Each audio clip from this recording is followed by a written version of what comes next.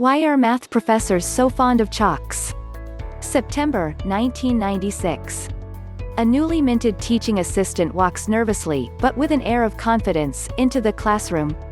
It's the first day of classes and his first TA session ever. The room has about 40 students, all of them second-year physics majors. He's taking the advanced calculus class. He's wearing jeans. That's important. You'll see.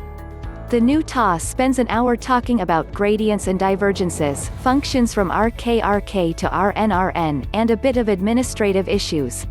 He uses the blackboard, trying hard to write as neatly as he can, which isn't very neat, but he loves chalk. It's clear and bright and always works. Most of the time he makes a point of facing the classroom. He strives to be energized and friendly. Everyone, this will be fun. We'll be spending a whole semester together, we have so much awesome stuff to learn, let's do this. Any questions? Yes? Oh right, let's see, here's how this works. More questions? Okay, see you all on Thursday. Two students approach him as the class wraps up. Girls. He'll come to know them really well. One of them wastes no time and starts slapping him on the butt. Wait, what? Seriously? Oh, you see, she says, you were leaning with your back against the blackboard the whole time, and this chalk tray full of chalk was right there at butt level, and your jeans have a lovely horizontal white stripe, cheek to cheek. You want to clean it up before going back out there. That's how it started, and he came to know both girls really well in the coming weeks and months, long after that semester was over and he was taking other classes. And he ended up marrying one of them. That's why professors are so fond of chalks. As David Joyce said, what really matters in teaching math is doing the calculations, in real time, writing them a bit at a time and explaining each step. Slide presentations are counterproductive because they convey the impression that mathematics is already there, created by some expert, and all we need to do is passively read it. That's not how math works. The students need to see that it's possible to start with nothing, a blank board or piece of paper, and build up the ideas one at a time. They need to learn to do this themselves. It doesn't really matter much one uses chalk on a blackboard, a marker on a whiteboard, or whatever. But there is a certain charm to using a stick of tiny fossilized seashells on a slab of slate, because it shows that we don't need fancy technology to do mathematics. The Greeks, they say, preferred an iPad and stylus. PowerPoint is terrible for math or physics, emo.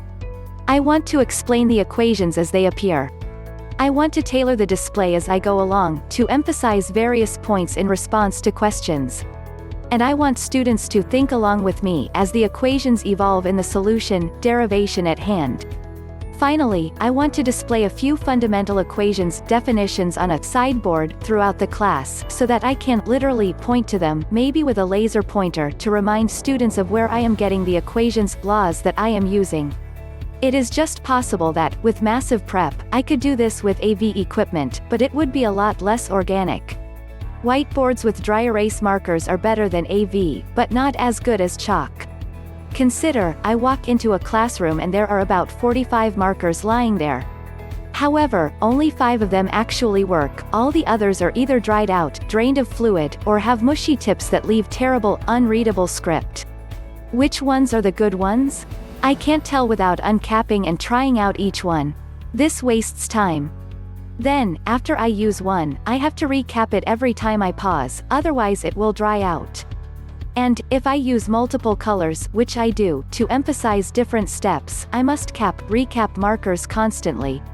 Then there is the fact that whiteboards frequently do not respond well to ordinary erasers, leading me to use damp paper towels to clear, after which I need to wait for the board to dry before writing over it again. Chalk, by contrast, gives me the assurance that WYSIWYG, if a piece of yellow chalk is in the tray, I know it will write, and not quit writing until I use it up, for which I have ample warning. The one problem with chalk, of course, is the dust. But then, most dry erase markers have fumes and/or odors. On balance, chalk wins. Because it is awesome, laughing face, okay, that might require some explanation. From my point of view as lecturer and tutor, chalk on a blackboard is the best and easiest format of writing, as long as the chalk and the blackboard are of decent quality.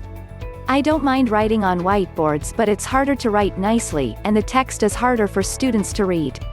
I've also tried document cameras. My handwriting is slightly better than my board work, but the page is far smaller, usually too small, than my board work. Writing on iPads, Surfaces, etc. is worse, apart from my remarkable, but that nearly amounts to writing on paper. Yep, chalkboard rules, still. From the viewpoint of my many and various students, from large first-year classes to small postgraduate classes, the consensus is clear: blackboards rule. This used to surprise me, thinking that students would prefer newer tech, but they are consistently in favor of blackboards. Many university departments and faculties got rid of blackboards and, due to sharing teaching spaces, put pressure on us mathematicians and statisticians to do the same. Luckily, we resisted and our blackboards are safe for now, but it was our students and their student feedback, often and explicitly in favor of blackboard work, that gave us the support needed to protect our blackboards. New, high-tech is often great, but so is low, old tech. Tailored blends are usually best. Not an answer to your question, but your question made me laugh. Because 6 decades ago, when I was in my freshman calculus class, my professor, Dr. Tucker, wrote very aggressively on the chalkboard. It was basically a proofs class, proving the theorems of the calculus, at least as much as learning the various operations of differentiation and integration. And he was so aggressive in writing on the board that he multiple times per class would break the chalk, and then have to find another piece. And every single time he's mutter, "Shoddy merchandise," as if chalk in earlier decades was much better. Every single time. It was hard for the class not to laugh when he said that, but no one wanted to antagonize Drive Tucker, so we just tried our best to hold it in. I don't know if someone had mentioned it to him or not, but one day during the term, after breaking a piece of chalk, and saying, "Shoddy merchandise," he made a comment that he didn't need to say that each time. And then it would happen again the next time, so it became pretty funny. Then once, while doing some delta epsilon proof or something on the board in his aggressive style, he again shattered the chalk. He was about to blurt out, "Shoddy merchandise," but caught himself. Then he quickly turned to the board and stopped cold, trying to regather himself, and we could all see his ears reddening. That was when we laughed.